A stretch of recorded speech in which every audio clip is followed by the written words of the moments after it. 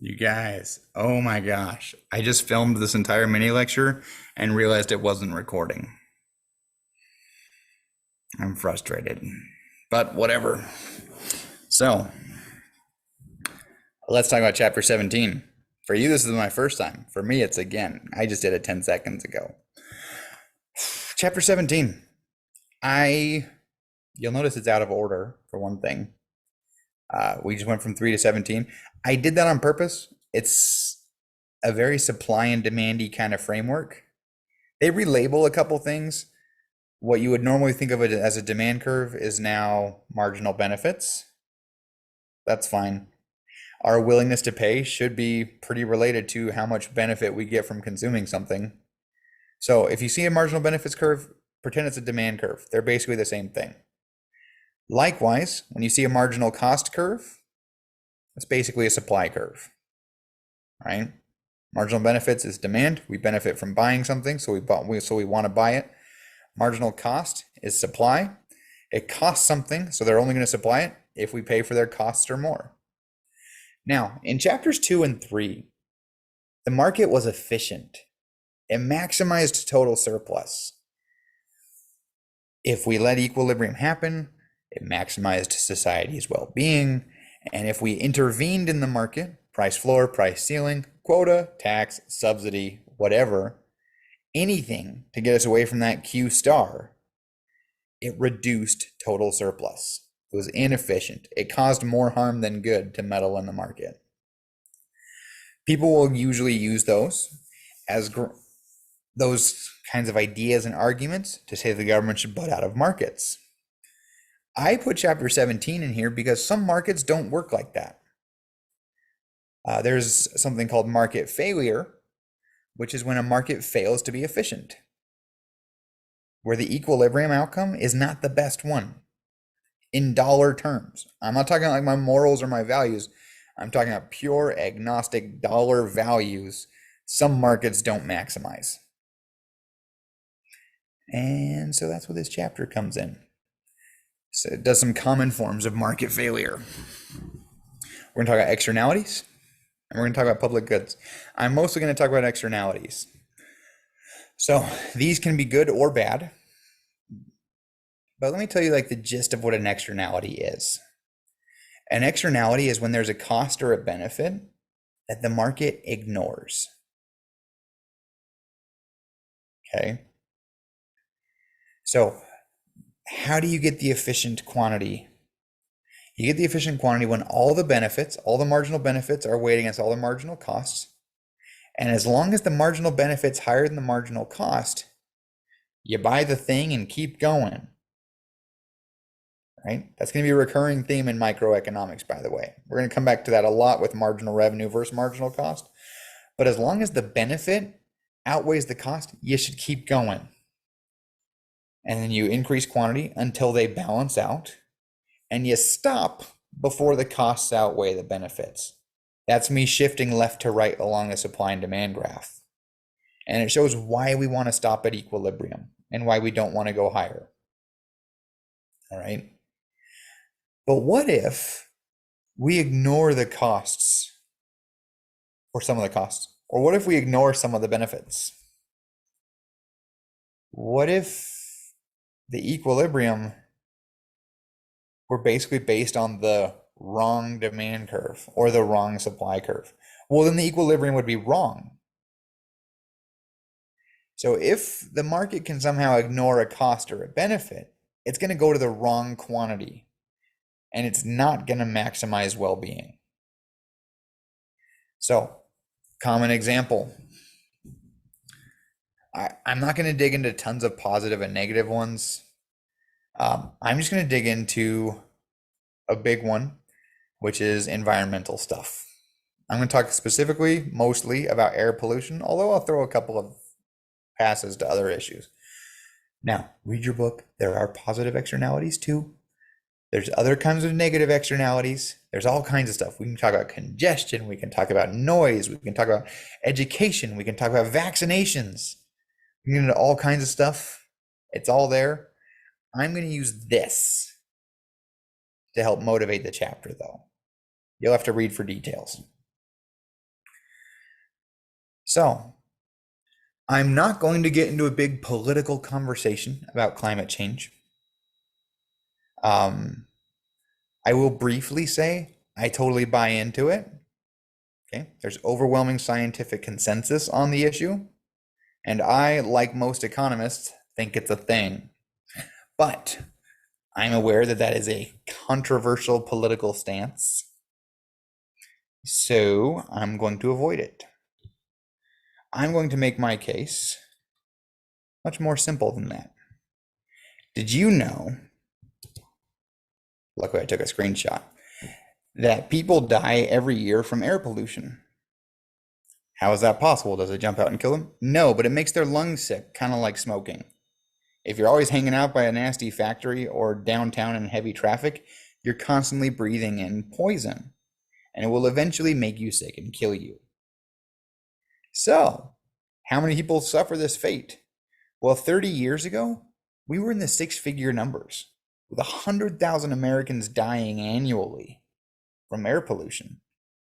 Now, it's gotten a lot better due to lots of environmental policy and stuff. We've almost cut it in half. We're right around 60,000 now. But still, that's tens of thousands of Americans dying every year because of air pollution.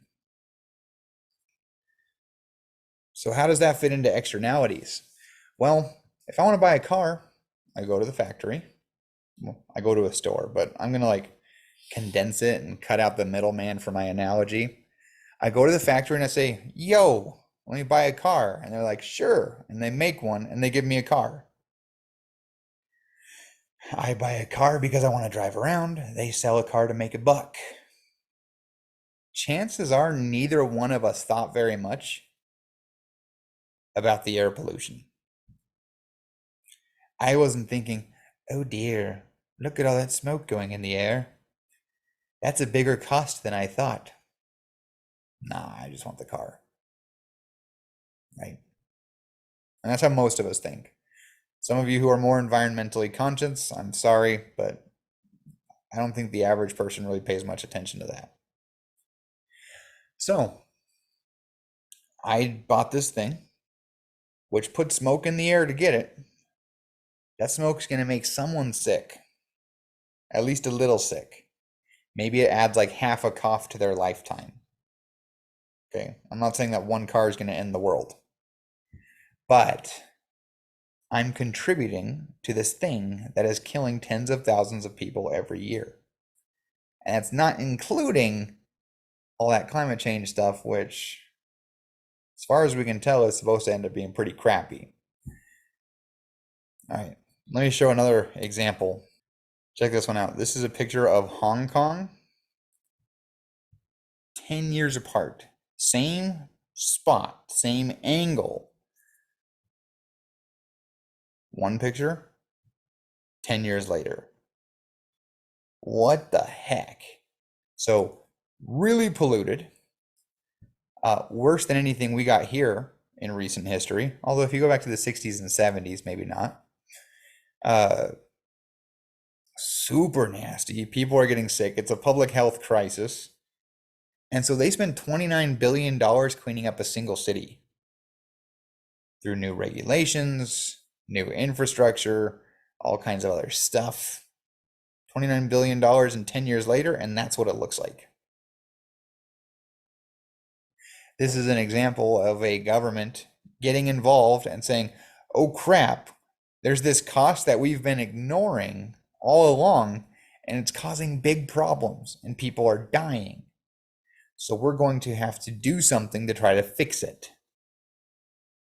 Now, that $29 billion, was it a waste? Was it wasteful government spending? A lot of people would argue no, because now they can go outside and breathe their air without fearing for their lives. Right? Like that's a thing. All right, another example. More air pollution stuff.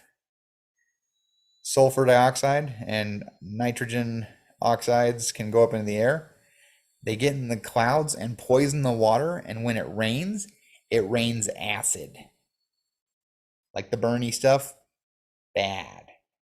We call it acid rain because it's literally raining acid. Now, how burny does it get? That forest, my friends, was not burned by fire. It was burned by rain. So that creates a cost on society. Lumber we use to make lots of things. Lumber is a natural resource that people like. What if it rains on crops and burns up food? What if it rains on people, causing physical harm? Okay, there's an actual economic cost to that rain coming down. And this was becoming a big problem. And so we regulated the crap out of it with all kinds of cap and trade stuff we would learn about in an environmental econ class. But we got really involved and basically stopped that from happening. Let's see, oil spills, mining spills. So this is not air pollution, but it's a fascinating picture. A mine didn't properly dispose of its waste and they had a leak. And that's what it did to a river in Colorado. Pretty trippy. Sucks for anyone who uses that for water downstream. Let's see. Yeah, I could get into lots of stuff. This is stuff from my environmental econ class. Anyway. All right. I think I've made the case that pollution can have actual dollar value costs. It's hard to measure those costs, but it's definitely capable of doing damage. And that damage is being generated because of market transactions where no one cares about that cost. It's an external cost. It doesn't affect the buyer or the seller, it affects someone downwind. And so the buyer and seller get to ignore it. We're going to see in the graphs and in the analysis that that leads to an inefficient outcome. That the benefits for the buyer and seller are not enough compared to the losses to society. And that the market would actually be better if it changed. Okay, in the cases of negative externalities like pollution, the market overproduces. We ignore a cost. And so we kind of think of it as like a supply increase because we're like acting as if the supply is higher than it really is. We're ignoring costs.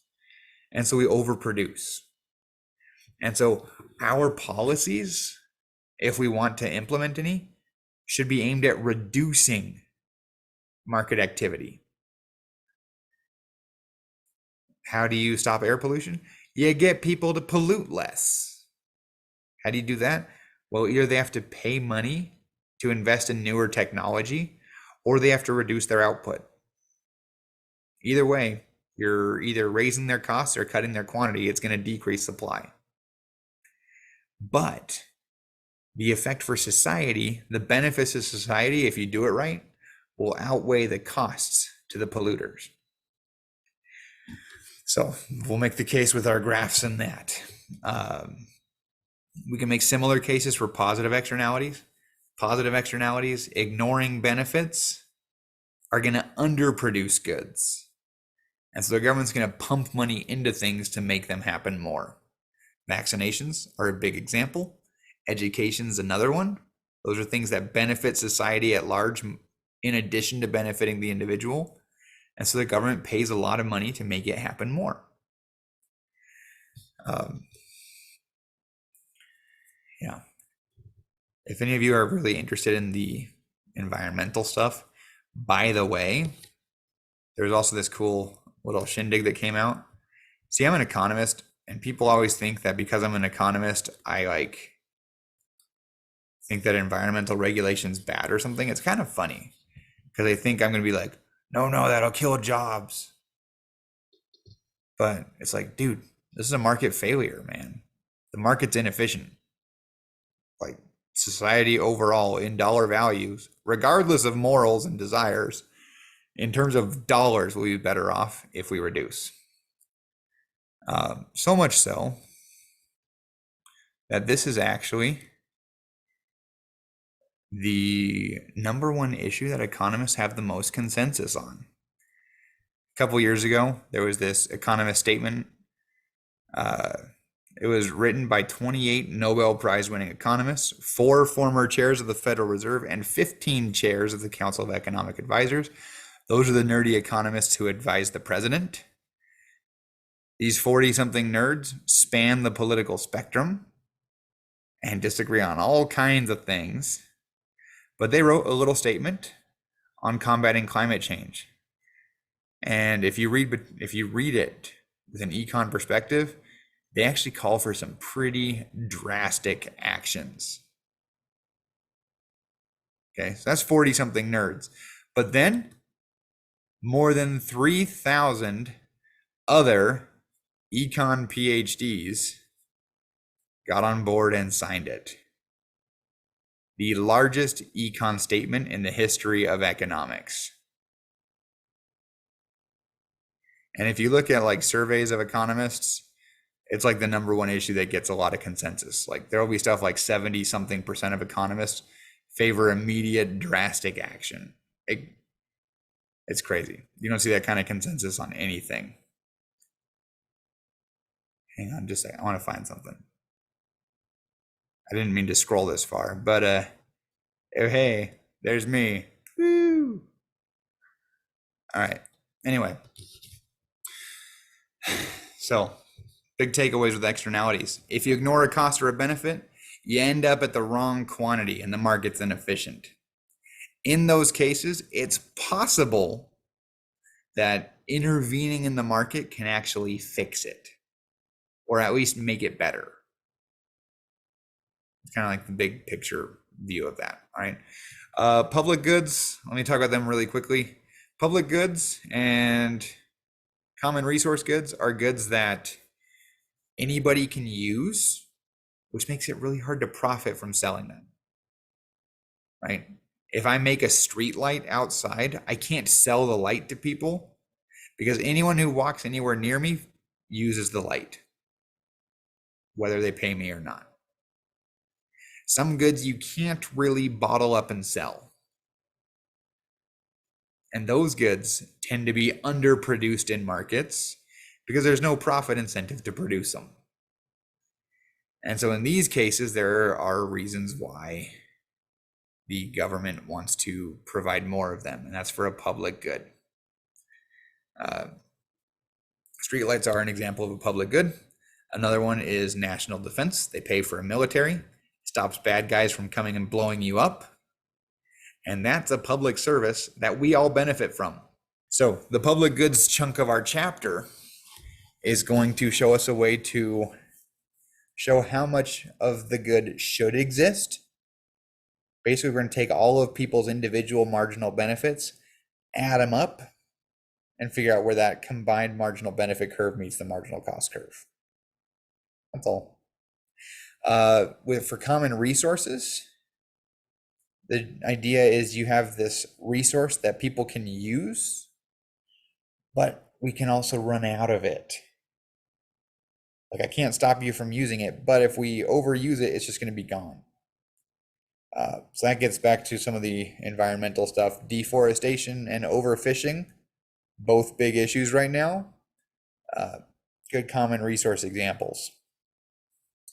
And the policy response to those is usually some sort of a tax or fee or quota system to stop people from over harvesting a good. Yeah, so I went through those ones faster because I was more interested in the externalities, but there's 3 versions of market failure in this chapter where the market's not efficient, so regulation can actually help it. I'm not saying will help it, depends on the policy and the situation, but can absolutely. Let's see, other market failures we'll get to. Once we get to market power, monopoly and oligopoly stuff, those are all situations where the market's not competitive and it underproduces. But we'll come back to that later. All right. I just did that lecture twice. You guys should feel so blessed. Probably not, because you only saw it once. And it was kind of dry. Anyway, guys, thanks for watching. I hope it helps. Feel free to go on the discussion forums. If you have econ questions, great. If you have questions about other kinds of externalities we might not talk about, or you want more information on any of the stuff we did talk about, this is a good week for it. We cover interesting stuff. Happy econing, folks. See you later.